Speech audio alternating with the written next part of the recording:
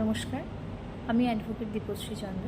আমাদের স্বাধীনতা 1947 থেকে 1977 পর্যন্ত, 1977 থেকে 2011 পর্যন্ত এবং 2011 থেকে 2024 পর্যন্ত কি আপনাদের মনে হয় যে রেপ অ্যান্ড মার্ডার আমাদের রাজ্যে হয়নি বা আমাদের দেশে হয়নি?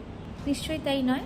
আজীবন কাল ধরেই এই জিনিসটি হয়ে এসছে, রেপ মার্ডার। তো সেটা বন্ধ হয়নি। তাই যেই পলিটিক্যাল পার্টি আসুক, যেই পলিটিক্যাল পার্টি থাকুক স্টেটে বা দেশে, এই জিনিসটা বন্ধ হচ্ছে না। তাই পলিটিক্যাল পার্টির যারা হেড আছেন, মুখ্যমন্ত্রী হোক, প্রধানমন্ত্রী হোক, তারা চেঞ্জ হলেই যে এই জিনিসগুলো বন্ধ হবে সেটা কিন্তু নয়। এতদিন অভয়াকাণ্ডে আমাদের একটাই ডিমান্ড ছিল, উই ওয়ান্ট জাস্টিস। আজকে হঠাৎ করে নবান্ন অভিযানে সেই ডিমান্ডটা, উই ওয়ান্ট জাস্টিসটা সেকেন্ডারি হয়ে মুখ্যমন্ত্রীর পদত্যাগটা ফার্স্ট ডিমান্ড হয়ে গেল। কেন? তাহলে কি আমরা আমাদের লক্ষ্য থেকে সরে গেলাম? মুখ্যমন্ত্রীর পদত্যাগ ডিমান্ড করে কি আমরা খুব লাভবান হলাম? আমরা তো হাওড়া ব্রিজ পর্যন্ত উঠতে পারলাম না। ব্রিজ তো অনেক দূর, তার কাছাকাছি আমরা যেতে পারলাম না। তাহলে এটাতে ফেলিয়ার কে হলো? এটাতে ক্ষতি কাদের হলো? আমাদের মনের যে আশা ছিল, সেই আশাটা আমাদের ভেঙে গেল। আমরা তো নিজেদের তৈরি করেছিলাম জাস্টিসের জন্য, যে আমরা জাস্টিস চাই অভয়ার জন্য। কিন্তু ওই স্লোগানটা কি খুব প্রয়োজন? ওটা তো সেকেন্ডারি। কে মুখ্যমন্ত্রী হলো, কে মুখ্যমন্ত্রী হলো না, সেটা আমাদের প্রয়োজনই নেই। আজ মমতা ব্যানার্জির জায়গায় যদি অন্য কোনো মুখ্যমন্ত্রীও হন কেউ, তিনি কি এই রেপ আর মার্ডারটা বন্ধ করতে পারবেন? তিনি কি সেই ইনিশিয়েটিভটা নেবেন? তিনি কি আমাদের সাহায্য করবেন? আপনাদের কি সেটা মনে হয়? তাই কোনোই পলিটিক্যাল পার্টির প্ররোচনায় পা দিয়ে আমরা আমাদের লক্ষ্য থেকে যেন ভ্রষ্ট না হয়ে যাই। আমি বলবো, এই পলিটিশিয়ানসদের এত পাত্তা দেওয়ার কোনো প্রয়োজনই নেই। কে মুখ্যমন্ত্রী থাকলো, কে প্রধানমন্ত্রী থাকলো, এটা আমাদের মাথা ব্যথা নয়। আমাদের মাথা ব্যথা আমাদের সিস্টেমটা নিয়ে, পানিশমেন্টটা নিয়ে, আমাদের কনস্টিটিউশন নিয়ে, যে এই ধরনের ক্রাইমের এক্সট্রিম একটা শাস্তি হওয়া উচিত, একটা এক্সট্রিম পানিশমেন্ট হওয়া উচিত। সেটা যেই গভর্নমেন্টই থাকুক, আজ টিএমসি আছে, দেশে বিজেপি আছে, তারাই থাকুক, বা পরবর্তীকালে চেঞ্জ হোক বা যেটাই হোক, পানিশমেন্টটা আমাদেরকে স্ট্রং করতে হবে, আমাদের ডিমান্ডটাকে আমাদের জাস্টিফাই করতে হবে। তো সেখানে মুখ্যমন্ত্রীর পদত্যাগ চেয়ে তাহলে তো আমাদের প্রধানমন্ত্রীরও পদত্যাগ চাইতে হয়। কেননা দেশ জুড়ে তো হচ্ছে এটা। কিছুদিন আগেই তো, কিছুদিনও না, লাস্ট উইকেই তো মহারাষ্ট্রতে হয়েছে, বাদলাপুরে 4 বছরের নাবালিকার সাথে গণধর্ষণ।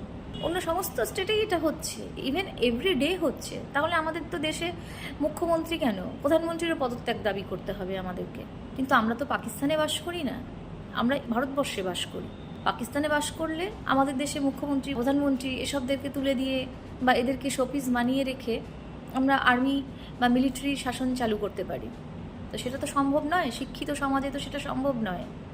তো সেই জন্যই মুখ্যমন্ত্রী, প্রধানমন্ত্রী এদের নাম করে বা এদের নাম নিয়ে আমাদের যে উই ওয়ান্ট জাস্টিস, এই জিনিসটাকে মলিন করবেন না। পলিটিশিয়ানরা সবসময় নিজেদের কথাই ভাববেন, সে যেই হোক। এটাই চলে এসেছে, হয়ে এসেছে, স্বাধীনতার আগেও স্বাধীনতার পরেও। যারা পাওয়ারে থাকে তারা নিজেদের কথাটাই ভাবে, নিজেদের চেয়ারটা বাঁচানোর কথাই ভাবে। তাদেরকে সরিয়ে দিলেই যে আমাদের ক্রাইমটা কমে যাবে তা নয়। আজ উনি আছেন, কাল অন্য কেউ আসবে, সেও যেটা বন্ধ করতে পারবে সেরকম কি? তাহলে তো স্বাধীনতার পর থেকে এখনও পর্যন্ত একটাও রেপ, একটাও মার্ডার হওয়ার কথাই নয়। কিন্তু ইতিহাস ঘাটলে দেখা যাবে এই ধরনের ঘটনা আগেও ঘটেছে, এই ধরনের ঘটনার সাথে আমরা আগেও পরিচিত হয়েছি। আর যেই পলিটিক্যাল পার্টিরা গতকাল, আজকে নবান্ন অভিযান হবে বলে সমস্ত নিউজ চ্যানেলে এসে হাত তুলে দিচ্ছেন যে না, এটা ওই পার্টির ডাকা তাই আমরা যাব না, আরেকজন বলছেন এটা ওই পার্টির ডাকা তাই আমরা যাব না, এইগুলো করে হাত তুলে দিচ্ছেন, তারা কি একবার মানুষ হয়ে ভাবতে পারেন না? আমরা যে কোনো পার্টিরই হোক, আমরা সবাই মিলে একসাথে পা বাড়াবো জাস্টিসের জন্য, কারো পদত্যাগের জন্য নয়, জাস্টিসের জন্য। হ্যাঁ, যদি আমরা জাস্টিস না পাই, যদি দেখা যায় ওই সঞ্জয় রায়কেই একটি স্কেপগোট হিসেবে ব্যবহার করে, এত কিছু জানার পর, এতজন ডাক্তারের নাম সামনে আসার পর, সেমিনার রুমে মারা যাওয়ার পরে অতজন লোকের উপস্থিতি, এসব জানার পর, 41 ফিট 51 ফিট এসব জানার পর যদি ওই সঞ্জয় রায়ই দোষী সাব্যস্ত হয়, তখন আমরা দাবি করতে পারি মুখ্যমন্ত্রী, প্রধানমন্ত্রী সবার পদত্যাগ। কিন্তু এখনও তো সেই সিচুয়েশনটা আসেনি। তাই শুধু শুধু এই ধরনের প্ররোচনায় পা দিয়ে নিজেদের লক্ষ্য থেকে আপনারা ভ্রষ্ট হবেন না। এটা কিন্তু লক্ষ্যভ্রষ্টের একটা চরম একটা কারসাজি, চরম একটা ষড়যন্ত্র। সেই ষড়যন্ত্রে তারা বাড়িতে বসে, টাওয়েল দেওয়া চেয়ারে বসে বড় বড় লেকচার দেবেন, আপনার সাথে পা বাড়াবেন না রাস্তায়। আর যেই হোটেলে ডেকে নিয়ে গিয়েই আপনাদের সাথে কথা বলুক, আলটিমেটলি তাদের উইশটা ফুলফিল করার জন্য, তাদের পলিটিক্সটা ফুলফিল করার জন্যই কিন্তু ইউজ করবে সাধারণ মানুষকে। তাই হয়তো আজকের এই র্যালিতে বা আজকের এই মিছিলে হাইকোর্টের কোনো লয়ার বা কোনো লয়ার গোষ্ঠী, ডাক্তাররা, তারা কেউই এখানে পা বাড়াননি। কেননা তারা কেউই নিজেদের গায়ে রাজনীতির রংটা মাখাতে চাইছেন না। তারা মানুষ হিসেবে পথে নেমেছিলেন। ডক্টরসরা, লয়ার্সরা, অ্যাক্টার্সরা, বিভিন্ন আইটির যারা চাকরি করেন তারা, সাধারণ লোক যারা, বিজনেসম্যানরা, সরকারি চাকুরিজীবীরা, প্রাইভেট ফার্মে কর্মরত ব্যক্তিরা, প্রত্যেকে পা বাড়িয়েছেন, প্রত্যেকে হেঁটেছেন রাস্তায়, প্রত্যেকে উই ওয়ান্ট জাস্টিস বলেছেন মানুষ হিসেবে।